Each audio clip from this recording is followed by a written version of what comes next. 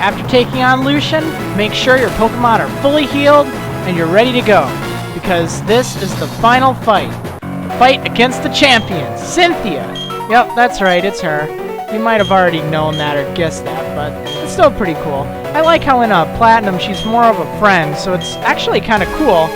You get to fight, you know, your friend in the champion fight, you know? I don't know, it hasn't really been like that in any of the past fights. I like that.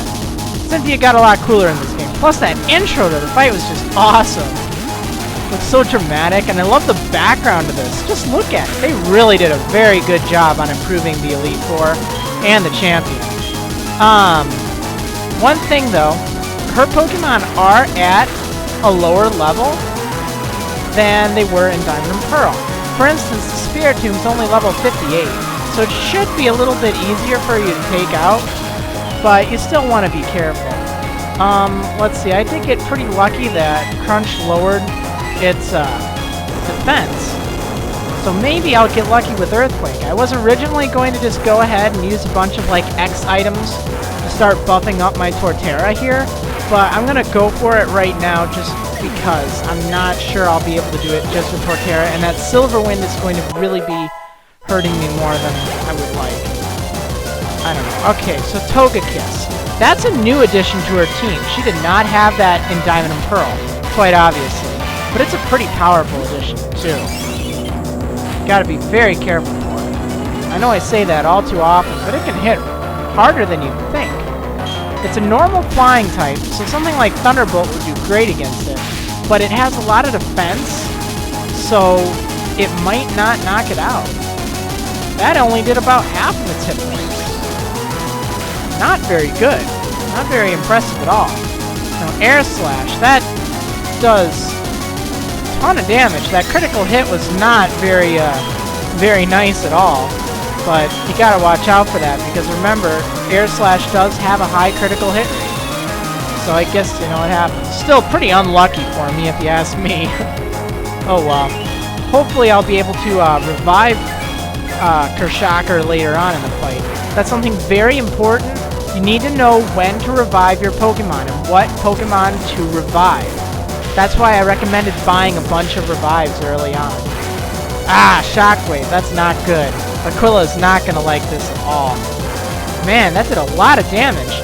Now, I know that Cynthia is going to be using a full restore this turn. It's very important, so what you do on this turn, if you're in a situation like this, is really important. For instance, right now I'm using that revive on Kershacker, just to make sure that Kershacker's ready to go. It might not be the wisest move, and I'm probably going to have to sacrifice Aquila here in order to take out this Togekiss. But I think in the long run, it'll serve me better than, you know, just trying to heal Aquila.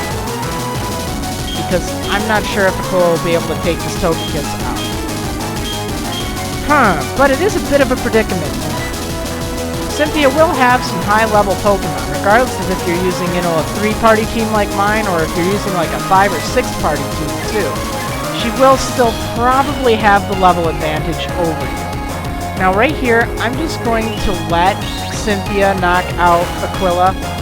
I just understand that's how it has to be. It's probably my best option, because otherwise Togekiss will knock out one of my HM Pokemon if I switch to that.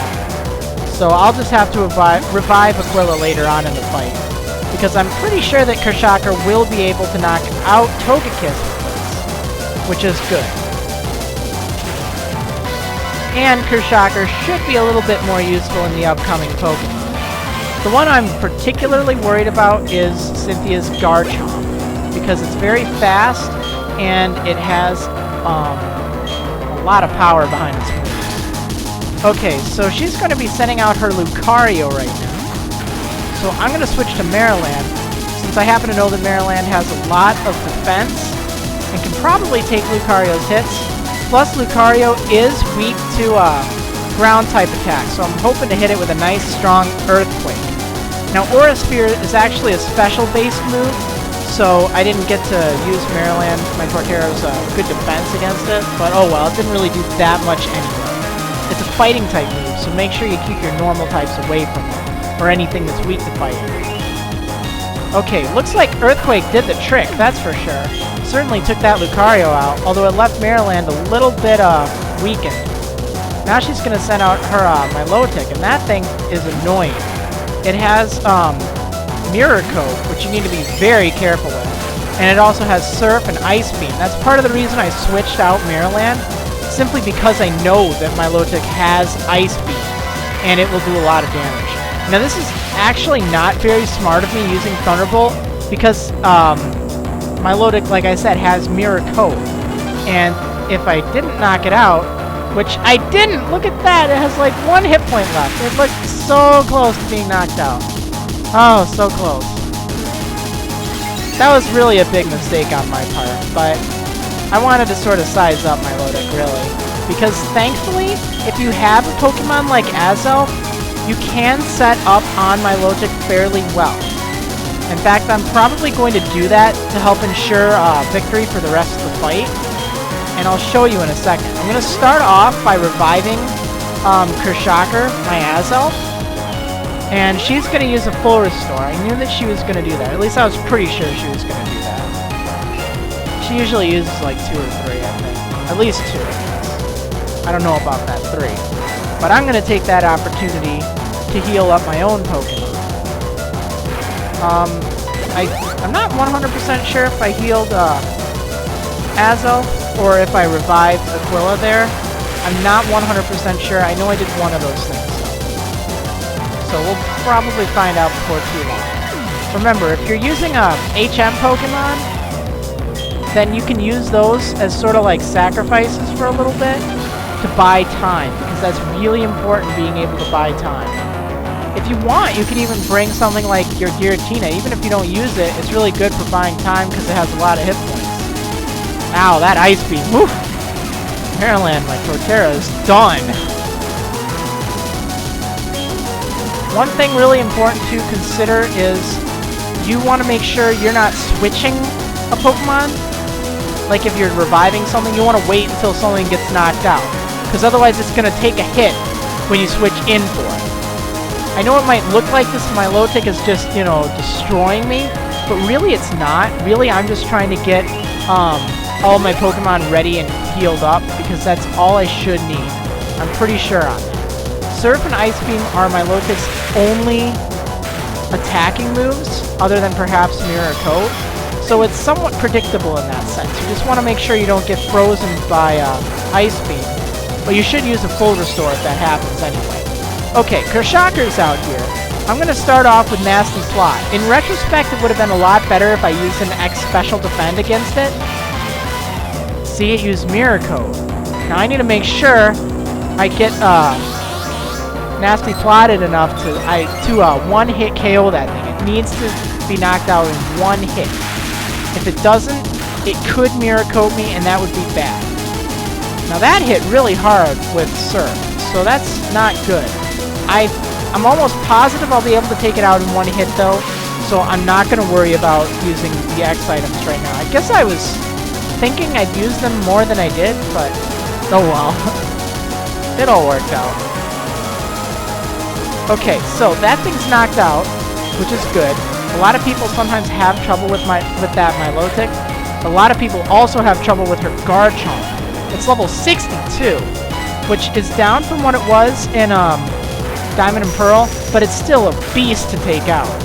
And it has very powerful Dragon-type moves, and it can do a ton of damage really fast. I recommend using a ton of buff moves like Nasty Plot, and make sure you can take it out in one hit, or it does the same to you. It's very fast. So if you're not using a fast Pokemon, I recommend using a few X speeds before it comes out, just to make sure you can handle it. It's ground dragon type, so ice types are great against it. Alright, she has a Roserade here, which I will take out with Psychic. And I believe that is it. So woohoo! Hopefully you didn't have as much trouble, or hopefully you didn't have any trouble with her at all. I did pretty good in this fight, I think, but hopefully you can do pretty good too. Remember, X items, if you're having problems, use those. They're great. Now I'm going to speed this up just because it's basically the same as in Diamond and Pearl, except looks a little cooler, I guess. Going into a real champion. Please join us, Professor Rowan. Woo, so we're back here. Welcome to the Hall of Fame. Yay! Hall of Fame time. Woohoo! Awesome. Hopefully, you'll be able to see this scene with all your Pokemon after beating Cynthia and the Elite Four. If you're having any troubles, make sure you level up your Pokemon. You can use X items to give you an edge in the fight, and you know, just keep at it. Keep at it. You can do it. You can do it. Thanks for watching, everyone. Hope you had a good time, and hope you look forward to the new video.